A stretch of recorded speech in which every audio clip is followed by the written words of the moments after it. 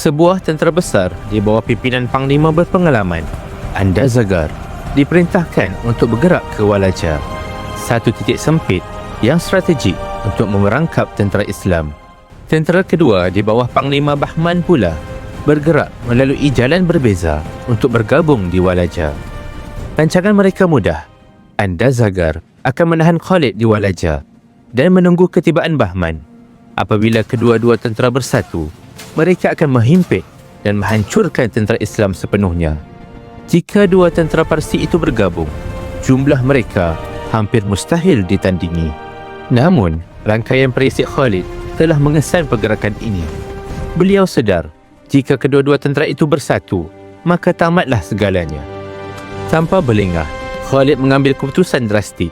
Beliau mengerahkan tenteranya bergerak pantas, berentas panas terik padang pasir untuk memintas Andazagar di Walaja. Wah, menarik kan kisah tadi? Kalau nak tahu sambungannya, jom sama-sama tonton di Durio Plus. Imbaslah kod QR berikut untuk ke channel Pi TV di Durio Plus.